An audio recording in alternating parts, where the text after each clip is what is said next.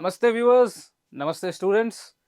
मैं अंकित सिन्हा, आपका social science faculty, और आज के इस वीडियो में हम जानेंगे Nazism and the rise of Hitler. Class 9th की हिस्ट्री का चैप्टर 3 है और इसी के बारे में हमें पढ़ना है। पार्ट 1 में हमने अपलोड कर दिया है, आप उसे देखें और उसके बाद शुरू करें पार्ट 2। आज का वीडियो है पार्ट 2। तो इसमें हमें जानना है राइज ऑफ हिटलर के बारे में। इससे पहले हमने जाना कि वेमार रिपब्लिक कैसे बना, वर्ल्ड वॉर 1 के बाद जर्मनी के साथ क्या हुआ, वेमार रिपब्लिक का फॉर्मेशन, वेमार रिपब्लिक के प्रॉब्लम्स, इकोनॉमिक प्रॉब्लम्स, लोगों के प्रॉब्लम्स, सोशल प्रॉब्लम्स, ये सभी चीज हमने जाने और आज इसके बारे में जानना है हिटलर। तो देखते हैं राइज ऑफ हिटलर कैसे हुआ था। तो हिटलर का जन्म जो था 1889 में हुआ था। देखिए मैंने यहाँ मेंशन करके रखा होगा, बॉर्न इन 1889 इन ऑस्ट्रिया। ये जर्मन नहीं है, ऑस्ट्रिया का है। तो Hitler faced poverty in his youth. शुरू में गरीबी से ग्रस्त था, बचपन में गरीबी से ग्रस्त था।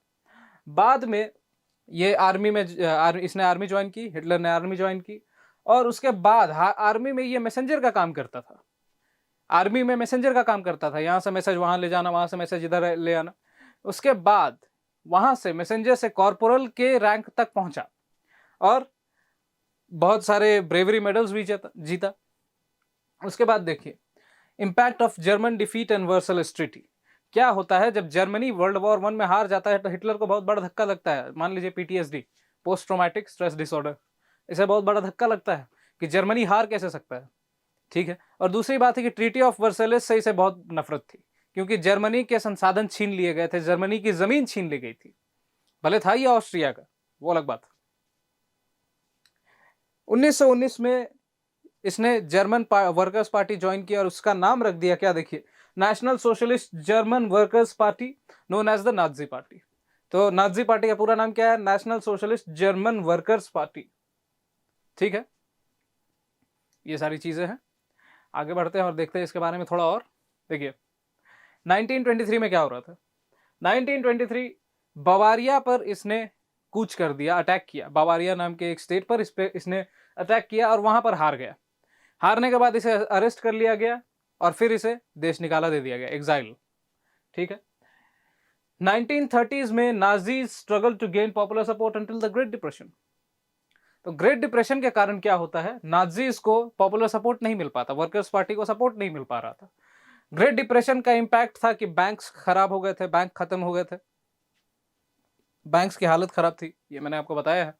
जर्मनी के लोग झोले भर कर नोट ले जाते थे ब्रेड खरीदने के लिए। या फिर एक फोटो मैंने आपको दिखाई थी जिसमें एक बूढ़ा आदमी ट्रॉली पर नोटों के बंडल लेकर जा रहा था ब्रेड खरीदने के लिए। वो सारी चीजें हैं। Businesses shut, workers unemployed, middle class face destitution, सारी प्रॉब्लम्स हैं। उसके बाद Nazi propaganda offered hope for a better future amid the crisis. तो नाजी का प्रोपेगेंडा क्या था कि इतने प्रॉब्लम के बावजूद जो भविष्य होगा वो अच्छा होगा। कैसे? आप नाजी पार्टी को वोट दें। 1928 Nazi party received only 2.6% votes in the German parliament. German parliament का नाम क्या था? राइक्सटैग। और वहां पर कितना वोट मिला है इससे? देखिए नाजी पार्टी को 2.6%, ज्यादा तो मिला नहीं। 1932 में क्या होता है? शिफ्ट इन क्या कहते हैं, शिफ्ट इन गवर्नमेंट। कैसे? Nazi party became the largest party with 37% votes. 37% votes मिले इसे 1932 में। 1928 में 2.6% वोट्स, लेकिन 1938 में 37% वोट्स। देख रहे हैं, तो एक बड़ी छलांग है। इसके बाद 1933 में जर्मनी के जो चांसलर थे उनका नाम था हिंडनबर्ग, और हिंडनबर्ग ने हिटलर को बोला भाई तुम चांसलरशिप ले लो जर्मनी की। और इसके बाद हिटलर ने जर्मनी के चांसलरशिप ले ली और फिर वहां से शुरू होता है हिटलर की स्टोरी। देखिए हिटलर्स ओरेटरी स्किल, बोलने का जो तरीका था हिटलर का बहुत अच्छा था, मेरे से भी अच्छा। तो बोलने के तरीके के कारण हिटलर जो है बहुत ही पॉपुलर नेता बन गया। अब अगर आप इसे कंपेयर करना चाहेंगे तो इटली में भी एक इंसान था हिटलर के ही जैसा, इसका नाम था बेनितो मुसोलिनी। हिटलर को नाजिज्म से जोड़ा जा सकता है तो मुसोलिनी को फैसिज्म से जोड़ा जा सकता है। दोनों एक ही तरह की अवधारणाएं। तो क्या क्या प्रॉमिस किए थे हिटलर ने? देखिए, build a strong nation, overturn Versailles treaty, injustices, restore German dignity. ये हिटलर ने प्रॉमिस किया था लोगों से कि हम क्या करेंगे, हम एक शक्तिशाली देश बनाएंगे, हम वर्सेलिस ट्रीटी के जितने भी कंडीशंस है उसे खत्म कर देंगे और जर्मनी की जो इज्जत थी दुनिया में उसे रिस्टोर कर देंगे। Provide jobs for job seekers, jobs देंगे, आजकल के नेतागण भी बोलते हैं हम सभी को जॉब देंगे।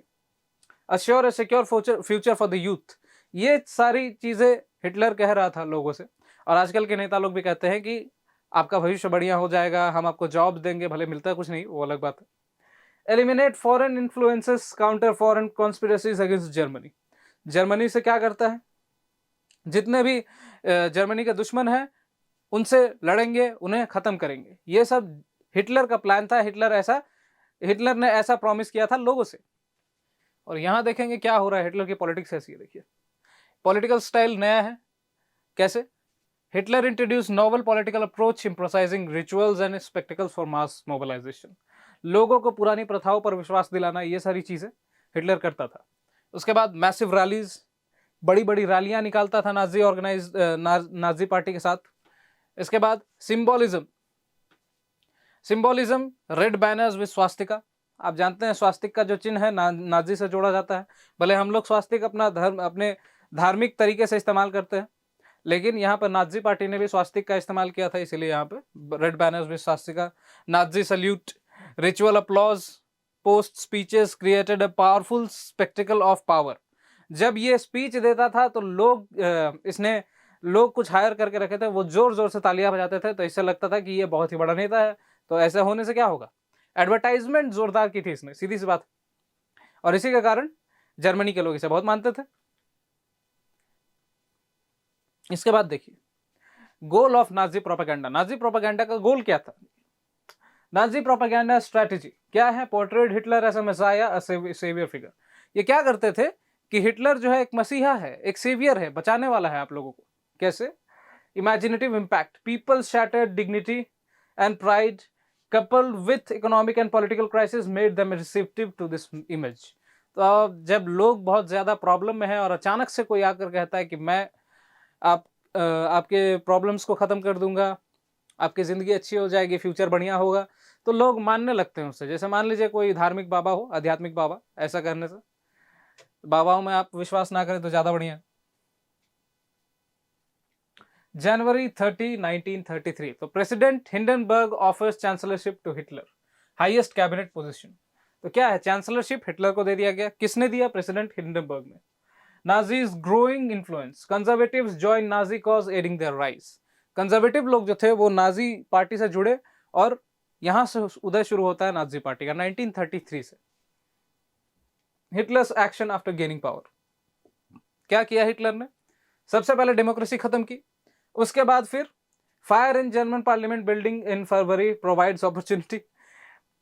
हुआ ऐसा कि जर्मन पार्लियामेंट बिल्डिंग जो थी उसमें आग लग गई थी, और उसके बाद फिर हिटलर को अपॉर्चुनिटी मिल गई आगे बढ़ाने के।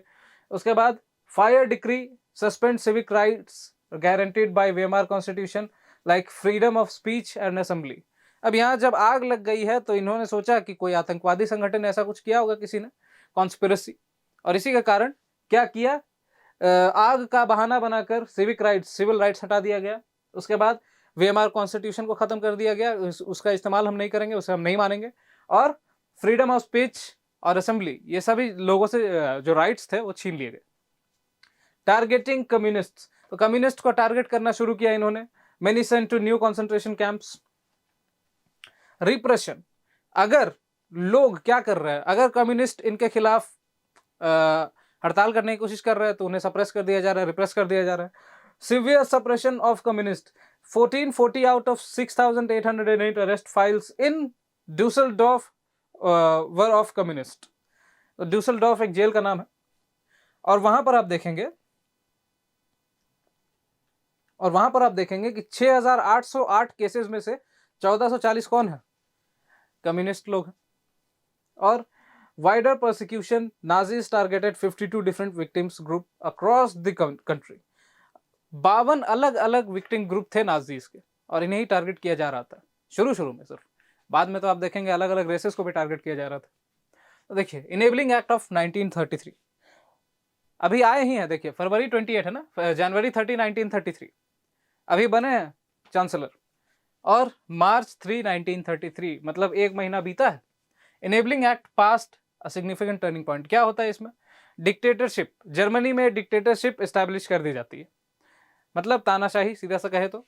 आप अगर अभी कहे तो किस देश में तानाशाही है, तो आप जानते हैं नॉर्थ कोरिया, बहुत नाम सुना होगा आपने। अगर पिताजी के साथ अपने न्यूज़ देखते हैं बैठकर आप शाम में, तो कभी कभी न्यूज़ चैनल पर दिख जाता है Kim Jong Un, north Korea के डिक्टेटर, जो क्या कह सकते हैं, काफ़ी मजाक बनाया जाता है उनका।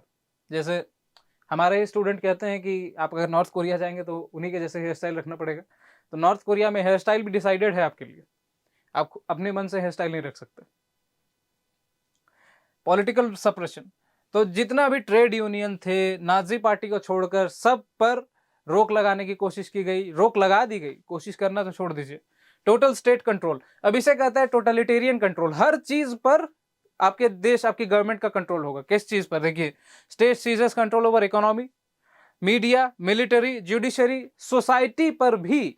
और इसे ही हम लोग क्या कहते हैं? Totalitarian state, totalitarian regime. ठीक है, अब आगे देखेंगे नाजीज, नाजीज के बारे में जानेंगे थोड़ा। तो surveillance and security forces created for Nazi and societal order. क्या करते हैं? Surveillance and security forces created for Nazi and societal order. यहाँ पर क्या किया जा रहा है नाजी के लिए? आप कहें, जैसे मैंने रशियन रेवोल्यूशन पढ़ाते समय बताया था कि सीक्रेट पुलिस बना दी गई थी, तो उसी तरह का कुछ है। सर्वेलेंस के लिए पुलिस बना दी गई है, ऑर्डर, नाजी कंट्रोल ज्यादा रहे सोसाइटी पर, देश पर, इसीलिए। इसके बाद additional forces beside group regular police and ऐसे Gestapo secret police, SS protection squads. Gestapo क्या है? सीक्रेट पुलिस है। एसएस क्या है? प्रोटेक्शन स्क्वाड है। Criminal police, security service were established, इतनी तरह के सिक्योरिटी सर्विसेज एस्टैब्लिश कर दी गई है। उसके बाद रेपुटेशन में क्या है? Nazi state gain feared image due to these forces, अब नाजी से लोगों को डर लगने लगा है। डिटेंशन एंड ऑपरेशन, जो लोग नाजी पार्टी के खिलाफ बोलने की कोशिश करते थे, उसे सीक्रेट पुलिस उठा के ले जाती थी, और उसके बाद उन पर अत्याचार, टॉर्चर, जो कह ले आप, वो किया जाता था। अनचेक्ड अथॉरिटी, अब देखिए, जब टोटलिटेरियन स्टेट होता है तो ज्यादातर चांसेस हो सकते हैं कि अथॉरिटेरियन स्टेट हो। मतलब टोटलिटेरियन स्टेट कैसे होगा? कोई रूलर है, उसने आपकी जिंदगी के सारे एस्पेक्ट्स पर कंट्रोल करके रख लिया। मान लीजिए कि स्टेट है कोई, जैसे झारखंड हो गया, यहाँ पर अगर टोटलिटेरियन स्टेट होता तो यहाँ पर क्या हो सकता था? सबसे पहले इकोनॉमी पे सरकार का कंट्रोल, उसके बाद फिर पुलिस, डिफेंस, मिलिट्री, जो भी आप कह ले, सब पे सरकार का कंट्रोल, और उसके बाद आपकी जिंदगी पर भी सरकार का कंट्रोल। तो ऐसा कैसे कर सकता है कोई, जब आप उसे चुनकर लाएंगे तब ना। डेमोक्रेसी थी जर्मनी में, पहले डेमोक्रेसी था, तो हिटलर को चुनकर लाया गया था, भले लोगों ने नहीं लाया था फिर भी। लेकिन क्या है, जर्मनी में हिटलर को लाया गया, उसी तरह से अगर यहाँ पर, तो हिटलर को अथॉरिटी दे दी गई कि आप जो करना चाहते हैं कर सकते हैं, लेकिन लोगों की भलाई के लिए करना है। लेकिन हिटलर ने कहा नहीं, ऐसा नहीं होता। तो अगर इंडिया में ऐसा करने की कोशिश की जाए, मान लीजिए झारखंड में करने की कोशिश की जाए, तो पहले आप किसी लीडर को इलेक्ट करिएगा, इलेक्शन होगा तभी वो आएगा, उसे अथॉरिटी मिली हुई रहेगी। अब उसके साथ जब पॉपुलर सपोर्ट होगा तो वो कुछ भी कर सकता है। देखिए, economic recovery and reconstruction. Economic recovery, Hitler task economist Hjalmar Schacht for the job. Economic recovery का काम शुरू हुआ जर्मनी में, और किसे दिया गया यह काम? जालमार शाख्त को। Aim, achieve full production and employment via state funded work creation plan. क्या करना है? फुल प्रोडक्शन, ज्यादा प्रोडक्शन करना है। फुल प्रोडक्शन मतलब बहुत ज्यादा प्रोडक्शन करना है, सीधी सी बात है। And employment, full employment. और दूसरा चीज क्या करेंगे? स्टेट फंडेड रहेगा, सब कुछ स्टेट फंडेड। नोटेबल आउटकम्स, इसमें हुआ क्या? Initiative led to construction of German super highways, Germany में सुपर हाईवेज बनाई गई। और इसके बाद एक चीज और, ये देखिए, फोक्सवागन कंपनी नाजी जर्मनी की देन है। बनाया गया था कब? जब हिटलर ने इकोनॉमिक रिकंस्ट्रक्शन का काम शुरू किया था, तब फोक्सवैगन को बनाया गया था, और यही जालमार शाख्त ने ही बनाया था। अब देखिए, जर्मनीज रिकंस्ट्रक्शन, मैं यहाँ पर स्क्रीन से हट रहा हूँ, और देखिए यहाँ पर फॉरेन पॉलिसी सक्सेसेस। क्या किया? Hitler achieve Swift victories in foreign affairs. इसके बाद लीग ऑफ नेशंस, तो 1933 में जर्मनी ने लीग ऑफ नेशंस छोड़ दिया। फिर राइनलैंड को रीऑक्यूपाई किया, जो एलाइज कंट्री के पास थे। ऑस्ट्रिया को इंटीग्रेट कर लिया जर्मनी में और अब हो गया यूनिफाइड ऑस्ट्रिया एंड जर्मनी 1938 में, मतलब 5 साल लग गए इसे। उसके बाद स्लोगन एम्फसाइज्ड यूनिटी।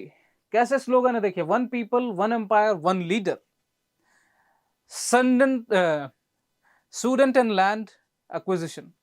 तो क्या किया है देखिए, obtain German speaking Sudeten land from Czechoslovakia, later annex the entire country. पहले चेकोस्लोवाकिया से सुडेंटन लैंड को अनेक्स किया गया, हड़पा गया। उसके बाद फिर बाद में पूरे चेकोस्लोवाकिया को हड़प लिया गया, अनेक्स कर लिया गया। उसके बाद support England tacit backing due to its perception of harshness in Versailles treaty. England को लगता था कि जर्मनी जो है उस पर ज्यादती की गई है, इसलिए जर्मनी को इंग्लैंड ने सपोर्ट कर रखा था। और इसके बाद क्या है देखिए, डोमेस्टिक एंड इंटरनेशनल रिवर्सल। क्या होता है, इससे जर्मनी की किस्मत बदल जाती है।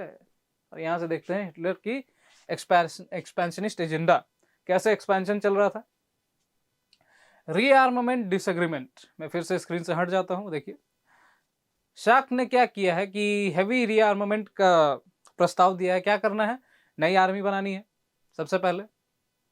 उसके बाद फिर नए टेक्नोलॉजिकल चीज़ें जैसे टैंक्स, एयरप्लेन्स, ये सारी चीज़ें, नेवी शिप्स। और उसके बाद फिर शाफ्ट क्या करता है, शाफ्ट तो जाना पड़ता है due to differing views. Hitler के साथ उसके व्यूज मैच नहीं करते, इसलिए हिटलर का क्या सोल्यूशन था, उसने क्या चुना, उसने युद्ध चुना। हिटलर ने युद्ध चुना to resolve impending economic crisis accumulating resources through territorial expansion. क्या करना है, युद्ध करना है, दूसरी देशों की जमीन को हड़पना है और वहां से रिसोर्सेज लाने हैं अपने देश में, ताकि उनका इस्तेमाल किया जा सके और जर्मनी को डेवलप किया जा सके। Tripartite pact, September 1914, a pact sign between Germany, Italy and Japan. कहां कहां पर, जर्मनी, इटली और जापान। मैंने अभी इटली में बताया कौन था, बेनितो मुसोलिनी 1940 में, और जापान, इन तीनों ने क्या किया, एक पैक्ट साइन किया। और यहां से शुरू होता है हिटलर का global influence. Puppet regimes installed across Europe supportive of Nazi ideology. तो जहां जहां पर हिटलर का सपोर्ट नहीं था वहां पर नाजी पपेट रिजीम, क्या कह सकते हैं इसे अगर कहा जाए तो, ऐसे रूलर्स लाए गए जो नाजी सपोर्टर थे। और इससे क्या हुआ, हिटलर की पावर और बढ़ गई। और उसके बाद फिर 1940 तक देखते हैं कि हिटलर अपनी शक्तियों का इतना इस्तेमाल कर चुका है कि हिटलर एकदम शक्तिशाली हो गया है। इसके बाद देखिए हिटलर्स ईस्टर्न एक्सपेंशन, इसमें क्या हो रहा है, aim to conquer eastern Europe for food supplies and living space. Living space को कहा जाता था लेबेनस्ट्रॉम, आगे पढ़ेंगे उसके बारे में। जून 1941 Hitler attack Soviet union for his purpose. क्या करता है ये, सोवियत यूनियन पर अटैक करता है। Blunder expose German fronts to British bombing and Soviet forces. अब जब आप जर्मनी छोड़कर सोवियत यूनियन पर अटैक करने गए हैं तो इधर ब्रिटिश है, ब्रिटिश ने सोचा कि ठीक है अब जर्मनी पर अटैक करते हैं। और ये जब हम बात कर रहे हैं इसका 1941, 1939 में वर्ल्ड वॉर 2 शुरू हो गई थी। 1939 में जर्मनी ने पोलैंड पर अटैक किया था और वहां से वर्ल्ड वॉर 2 शुरू हो गई थी, ठीक है। और ये 1941 का बात कर रहे हैं जब हिटलर क्या करता है, सोवियत यूनियन पर अटैक करने जाता है। तो ये ब्रिटेन को मौका मिल जाता है कि क्या करेंगे, ये क्या करने वाले हैं, अब जर्मनी पे अटैक करेंगे। Stalingrad humiliating defeat inflicted by Soviet Red Army. होता ऐसा है कि जर्मनी जब सोवियत यूनियन पर अटैक करता है तो हार जाता है। Retreat to Berlin, Soviet Red Army pursues German soldiers establishing Soviet control over eastern Europe. जब आप रशिया पर अटैक करने जा रहे हैं तो गर्म कपड़े ले जाए, ये कहावत है। तो रशिया पे इन्होंने अटैक किया और ये हार कर भाग गए वहां से। यूएसए इन्वॉल्वमेंट, शुरू में देखिए वर्ल्ड वॉर 2 में यूएस नहीं आना चाह रहा था, लेकिन 1942 में जापान ने यूएस के पर्ल हार्बर पर अटैक किया, बॉम्बिंग कर दी, और उसके बाद फिर यूएस वर्ल्ड वॉर 2 में आया। और इसका अंत कैसे होता है, 1945 में जब हिटलर देखता है कि जर्मनी हार रहा है तो हिटलर खुद को गोली मार लेता है। और जापान के साथ क्या होता है, यूएस जापान पर 2 एटम बम गिराता है, लिटिल बॉय और फैट मैन, नाम सुना होगा आपने, हिरोशिमा और नागासाकी पर। जब हिरोशिमा पर अटैक होता है, जब हिरोशिमा पर बम गिरता है तो फिर जापान हार मान लेता है। Nazi ideology and practices, crimes linked to belief system and practices of Nazis. जितने भी क्रिमिनल एक्टिविटीज हैं नाजी के, वो क्या है, बिलीफ सिस्टम पे आधारित है। देखिए क्या है, Nazi ideology aligned with Hitler's world view. Hitler कैसे देखता था लोगों को, तो आपको पता होगा कि एक साइंटिस्ट थे जिनका नाम था चार्ल्स डार्विन।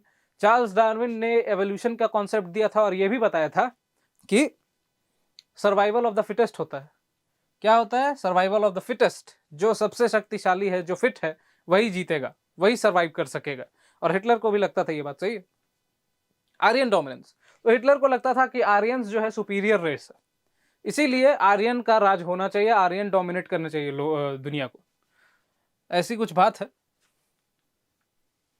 यहां देखिए, मैंने कहा डार्विन के बारे में, तो Hitler's racism influenced by Darwin and Spencer.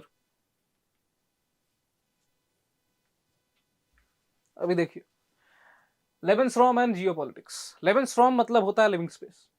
Geopolitical concept क्या है? लेवेनस्ट्रॉम और एक्वायरिंग लिविंग स्पेस। कैसे? Territorial acquisition, new lands for settlement.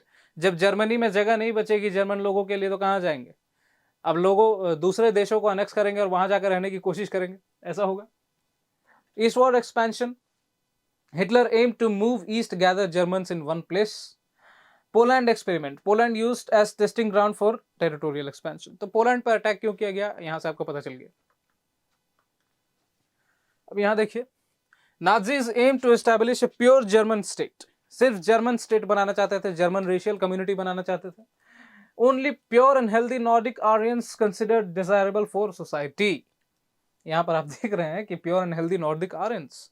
Aryan सुनने में तो लगता है भारतीय शब्द है, हिंदी का शब्द है। इसका मतलब होता है ऊंचे कुल का। और हिटलर को लगता था कि जर्मन जो है आर्यंस हैं, ऊंचे कुल के हैं। Euthanasia programme, condemned mentally physically unfit Germans to death. Euthanasia ये क्या है? अगर कोई ऐसा जर्मन है जो मेंटली वीक है, कोई ऐसा जर्मन है जो फिजिकली वीक है, मान लीजिए विकलांग है, दिव्यांग है, जो भी कह ले, तो उसे मार दिया जाएगा। टारगेट्स ऑफ परसिक्यूशन, किसे टारगेट किया गया? देखिए, Jews, gypsies, blacks, Russians, Poles, सबको अनडिजायरेबल घोषित कर दिया। क्यों? क्योंकि Germans are the superior race. Gypsies and blacks viewed as racial inferiors, persecuted as threats to the Aryan purity। क्या कह रहे हैं कि आर्यन लोग प्योर हैं, और ये लोग जो हैं, जो कौन है, जिप्सी और ब्लैक है, इन लोगों को रेशियली इंफीरियर माना जाता था। और अगर ये लोग जर्मन लोग के साथ मिलकर रहते तो जर्मन लोग इम्प्योर हो जाते। Russians and Poles consider subhuman subjected to forced labor, starvation। यहाँ पे मैंने शुभमन कह दिया, शुभमन गिल नाम समझकर। यह है सब ह्यूमन। क्या है देखिए, रशियन और पोल को सब ह्यूमन माना जाता था क्योंकि ये लोग गोरे थे, इसलिए। ब्लैक और जिप्सीज जो थे, ये लोग गोरे नहीं थे, तो इन्हें इंफीरियर रेस माना जाता था, इंफीरियर ह्यूमंस। और रशियन और पोलिश लोग गोरे होते थे, इसलिए इन्हें सब ह्यूमन माना जाता था। सब्जेक्टेड टू फोर्स्ड लेबर और स्टारवेशन, तो इन्हें क्या करवा रहे थे? इनसे फोर्स्ड लेबर करवा रहे थे और खाना नहीं देते थे, भूखे रख रहे थे। सबसे ज्यादा ज्यूज सफरिंग हुआ है। यहाँ पे देखिए, ज्यूज जो कहते हैं यहूदी लोग, उन्होंने सबसे ज्यादा सफर किया है हिटलर के प्रोग्राम से। Jews worst sufferers rooted in traditional Christian hostility, persecuted throughout history, subjected to organized violence and expansion।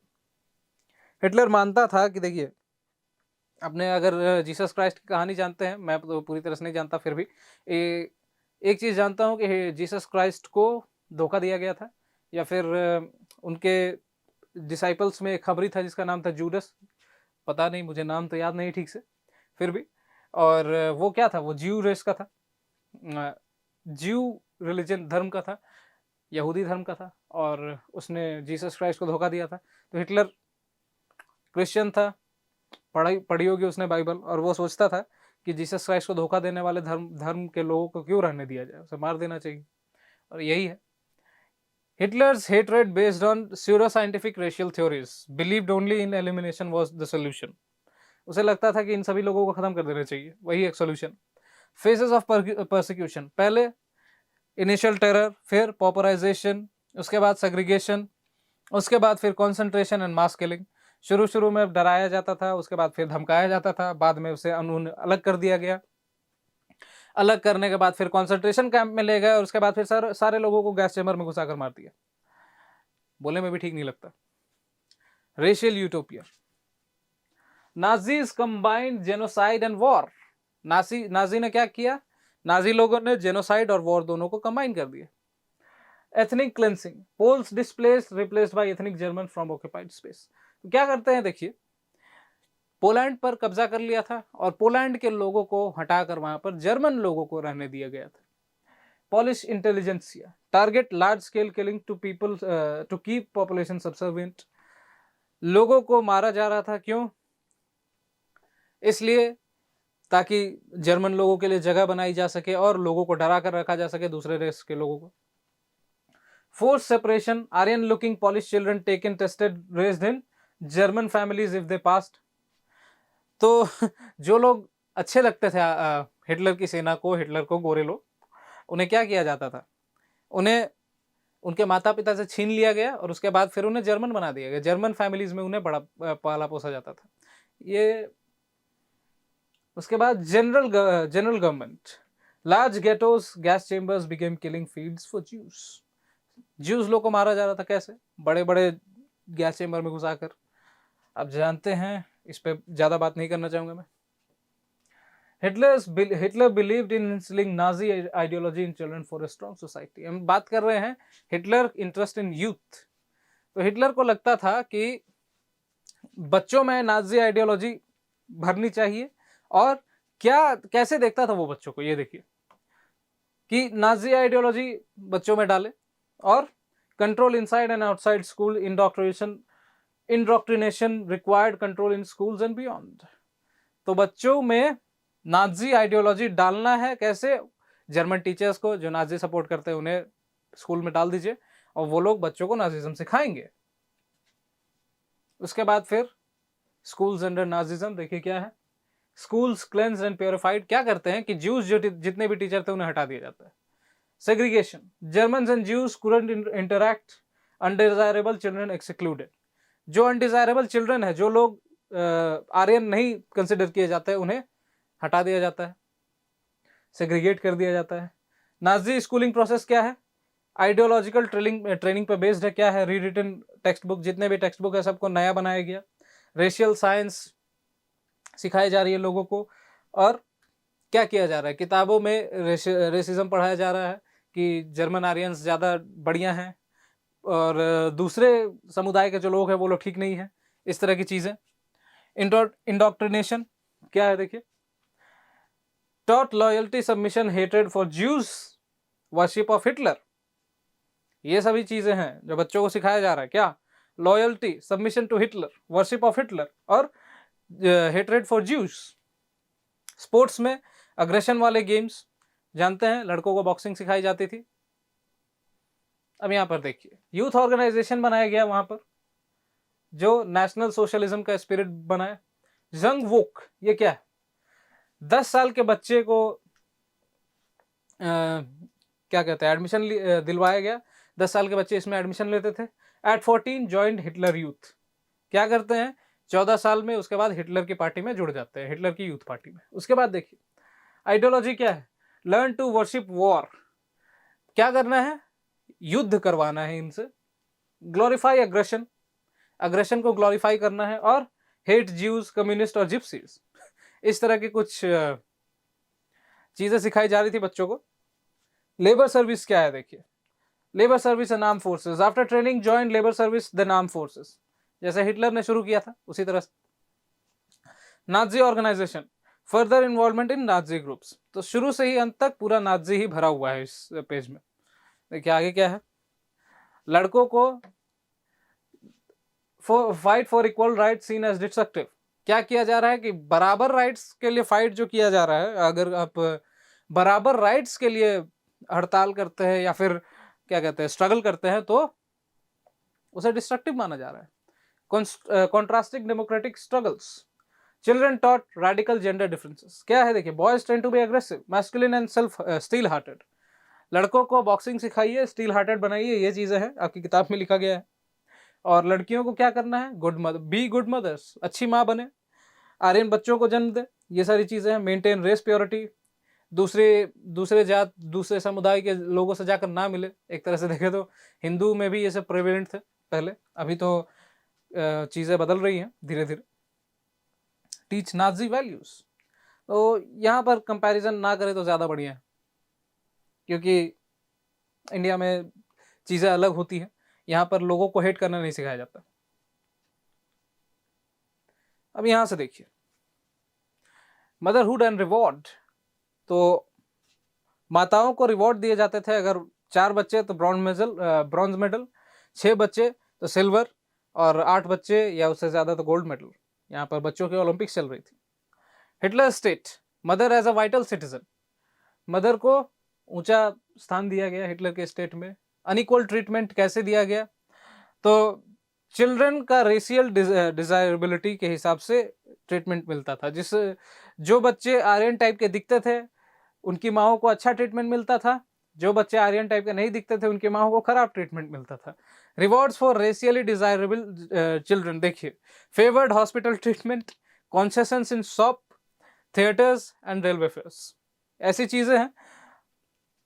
Hospital में अच्छी ट्रीटमेंट मिल रही है, शॉप्स में डिस्काउंट मिल रहा है, थिएटर में डिस्काउंट मिल रहा है, रेलवे फेयर में डिस्काउंट मिल रहा है, और ये तो मैंने आपको बता ही दिया लास्ट वाला पॉइंट। पनिशमेंट एंड कंडेमनेशन क्या है, अगर कोई औरत क्या करती है, आर्यन वे से, आर्यन के पथ से अगर भटक जाती है तो उसे क्या किया जाता है, पब्लिकली शेम किया जाता है, सीवियर पनिशमेंट दिया जाता है। उसके बाद contact with Jews, Poles, Russians, अगर ऐसा कुछ किया कि इन लोगों के साथ आपका रिलेशन है तो पब्लिक परेड की जाएगी, औरतों के मुंह पर कालिक पोत कर पब्लिक परेड कराई जाती थी। ये सब ठीक बात नहीं है, फिर भी ये नाजी की बात कर रहे हैं हम लोग, तो ज़्यादा उम्मीद नहीं रखेंगे अच्छी बातों की। Offences, many face jail, loss civic honour, husbands and families for criminal offences. ये सारी चीज़ें, अगर आप क्या कहते हैं, आपके बच्चे अनडिजायरेबल आर्यंस हैं या फिर आपके इन लोगों से कॉन्टैक्ट्स है, तो बच्चों आपको क्रिमिनल माना जाएगा। नाजी प्रोपेगेंडा, जो भी कह ले आप। Art of propaganda, Nazi use language and media carefully to and effectively. देखिए कैसे, किल और मर्डर इस तरह के शब्द नहीं इस्तेमाल किए जाते थे, इसके जगह पे क्या इस्तेमाल किया जाता था, final solution, euthanasia, selection, disinfection, ऐसी चीजें, special treatment. Gas chambers label as disinfection areas, disinfect कर रहे थे गैस चेंबर्स में ये लोगों को। Resembling bathrooms with fake shower heads. तो आप अगर कॉन्सेंट्रेशन कैंप्स की मैप देखते हैं, मतलब फोटोज देखते हैं, तो वहां पर आपने काफ़ी सारी चीज़ें देखी होंगी, आपकी किताबों में भी है फोटोज। और बाथरूम जैसे थे, गैस चेंबर्स जो थे वो बाथरूम चेंबर्स जैसे थे, और शावर हेड वहाँ पर लगा हुआ रहता था। शावर बाथरूम में होते हैं, और समझ लीजिए क्या होता होगा उससे, आगे मैं नहीं बताऊंगा। मीडिया का कैसे इस्तेमाल किया गया, media utilise to gain support and spread Nazi ideas. उसके बाद विजुअल इमेजेस दिखाए जा रहे हैं, फिल्म दिखाए जा रहे हैं, रेडियो पोस्टर, सब पे Nazi idea, Nazi world view को पॉपुलराइज किया जा रहा है। स्टीरियोटाइप एनिमीज, क्या कर रहे हैं, जो लोग नाजी नहीं है, जो लोग आर्यन नहीं है, उन्हें डिजेनरेट बताया जा रहा है, उन्हें इविल कहा जा रहा है, वो लोग खराब लोग हैं, घटिया लोग हैं, जो भी कर ले आप। प्रोपेगेंडा फिल्म बनाई जा रही है, created hatred for Jews, the eternal ज्यू एक पिक्चर का नाम है, अब ना देखे तो ज़्यादा बढ़िया। इटर्नल ज्यू एक फिल्म का नाम है, अब बस नाम जान ले। ऑर्थोडॉक्स ज्यूज स्टीरियोटाइप्ड, जो ऑर्थोडॉक्स ज्यूज है उन्हें स्टीरियोटाइप बना दिया गया। Depicted with flowing beards, caftans despite assimilation, ये सारी चीज़ें हैं। और डिह्यूमनाइजेशन ऑफ ज्यूज, तो ज्यूज को क्या कहा जा रहा है, वर्मिंग कहा जा रहा है, मतलब रेंगते हुए कीड़े, पेस्ट, रोडेंट्स, जो कह ले आप, चूहे वूहे, उनसे कंपेयर किया जा रहा है। और ये देखिए Hitler. Nazism manipulated minds, tapped emotions, directed hatred and anger towards undesirable. Nazism की आइडिया जो थी वो ये थी कि अगर आप अनडिजायरेबल हैं, अगर कोई अनडिजायरेबल है तो उससे हेट करना है, उसके नफरत करनी है, उससे दूर रहना है, और हो सके तो उसे मार भी देना है। Appeal to different sections, Nazis aim to win support, claim to solve all problems for various population groups, सारे लोगों के लिए ये क्या करने की कोशिश कर रहे थे कि सारे लोगों से वोट लेने की कोशिश कर रहे थे, सपोर्ट लेने की कोशिश कर रहे थे। क्यों? ताकि अपने पावर को बनाए रखा जा सके। इसी के साथ इस चैप्टर में बस इतना ही। इसके बाद इसके अगली चैप्टर पढ़ेंगे हम लोग अगले वीडियो में।